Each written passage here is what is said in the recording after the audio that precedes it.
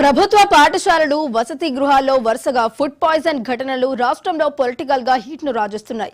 ఈ విషయంలో అధికార కాంగ్రెస్ విపక్ష బీఆర్ఎస్ మధ్య మాటల తూటాలు పేలుతున్నాయి.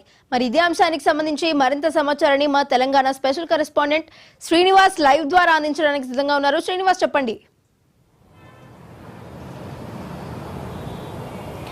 తెలంగాణ రాష్ట్రంలో మరొకసారి కాంగ్రెస్ బీఆర్ఎస్ పార్టీల మధ్య పచ్చగడ్డి వేస్తున్నట్లుగా విమర్శలు కొనసాగుతున్నాయి. ఇక మొన్నటి వరకు లగచెర్ల, నిన్న దిలావర్పూర్ ఏదైతే రైతులకు సంబంధించిన ఆందోళనలు కావచ్చు, ప్రభుత్వ అధికారులపై మరి కర్రలతో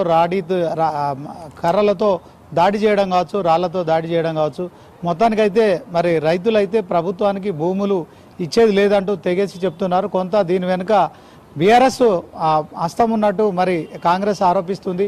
ఈ నేపథ్యంలో మరి కాంగ్రెస్ బీఆర్ఎస్ మధ్య ఇక విమర్శలు ప్రతి విమర్శలు మాటల తూటాల పేలుతూనే ఉన్నాయి.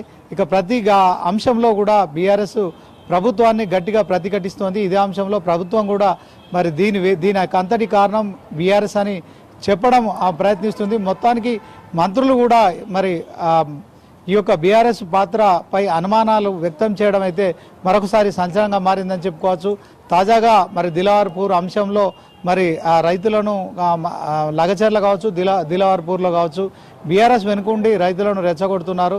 సో అనే ఆ ఆరోపణలను వెలువడుతున్న తరుణంలో తాజాగా మరి ప్రభుత్వ గురుకులాల్లో మరి కొంత ఏదైతే ఫుడ్ పాయిజన్ కారణంగా చాలామంది విద్యార్థులు అస్వస్థత గురి కావడం కావచ్చు, కొంతమంది మృత్యువాత చెందడం కావచ్చు, మరి ఇటు హరీష్ రావు, కేటీఆర్ మొత్తానికి రాష్ట్ర వ్యాప్తంగా ఎక్కడెక్కడ ఏ విద్యార్థి అంటే సుమారు 48 మంది విద్యార్థులు ప్రభుత్వ గురుకులాలు హాస్టళ్లలో ఫుడ్ పాయిజన్ కారణంగా కావచ్చు, మరికొన్ని సమస్యల కారణంగా కావచ్చు మరి మృత్యువాత పడుతున్నారు. ఈ అంశంలో మరి ప్రభుత్వం మొద్దు నిద్ర పోతుందని చెప్పి కూడా మరి విమర్శిస్తున్నారు. ఈ విమర్శలకు సంబంధించి మంత్రి సీతక్క కూడా ఇప్పుడు కాసేపటి క్రితం సంచలన వ్యాఖ్యలు చేశారు. ఇక దీని వెనుక కొన్ని కుట్రలు దాగి ఉన్నాయని చెప్పడం అయితే మరింత సంచలనంగా మారింది. ఇప్పటికే దిలావర్పూర్ అంశంలో మరి ఇథనాల్ ఫ్యాక్టరీకి సంబంధించి మరి ఏదైతే ఆ పరిశ్రమ నెలకొల్పడానికి 2022లో బీఆర్ఎస్ ప్రభుత్వంలో కేటీఆర్ మంత్రిగా మరి ఫైల్పై సంతకం చేశారు. అన్ని అనుమతులు కూడా కేసీఆర్ ప్రభుత్వ హయాంలోనే జరిగాయి. తాజాగా మరి ఇప్పుడు ఏదైతే రైతులు తిరగబడడం కావచ్చు, ప్రజలు మహిళలంతా కూడా ఆర్డీఓపై వాహనాన్ని అడ్డుకోవడము, నిర్బంధించడము, ఇక ఆర్డీఓ వాహనాన్ని ధ్వంసం చేయడము, ఇలాంటి ఘటనలన్నీ జరుగుతున్న నేపథ్యంలో ఇథనాల్ ఫ్యాక్టరీ దిలావర్పూర్లో మరి ఇప్పుడు దాన్ని రద్దు చేస్తున్నామని ప్రభుత్వం ప్రకటిస్తూనే మరొక వైపు మరి హాస్టళ్లలో విద్యార్థులు చనిపోతున్న అంశంపై కూడా బీఆర్ఎస్ పార్టీ మరి లెక్కలతో సహా ఎక్కడెక్కడ ఎవరు చనిపోతున్నారు, దీంట్లో ప్రభుత్వం మరి నిర్లక్ష్యం వైఖరిని ఎండగడుతూనే కేటీఆర్ చేసిన ఏదైతే ఉందో ఢిల్లీకి పోవడానికి సీఎం ముఖ్యమంత్రికి సమయం దొరుకుతోంది. కానీ హాస్టల్లో మరి పిల్లలు చనిపోతుంటే మాత్రం పరామర్శించడానికి ఆయనకు సమయం దొరుకుతలేదని చెప్పిన నేపథ్యంలో మంత్రి సీతక్క చేసిన ఏవైతే వ్యాఖ్యలు ఉన్నాయో మరింత సంచలనంగా మారాయి.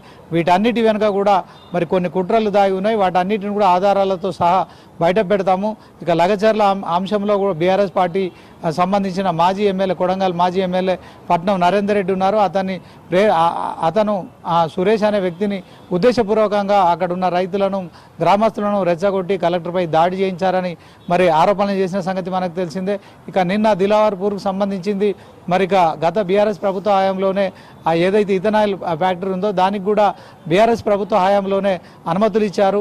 ఇప్పుడు తాజాగా మరి దాంట్లో మరొకసారి కూడా అక్కడ రైతుల్ని కావచ్చు, మహిళలను కూడా రెచ్చగొట్టి మరొకసారి ఆర్డీఓపై దాడి చేయిస్తున్నారు. దీనిపైన బీఆర్ఎస్ హస్తం ఉందని ఆరోపిస్తుంది. ఇక హాస్టళ్లలో విషయంలో కూడా మరి మంత్రి సీతక్క చేసిన సంచలన కామెంట్స్ మరింత సంచలనంగా మారాయని చెప్పుకోవచ్చు.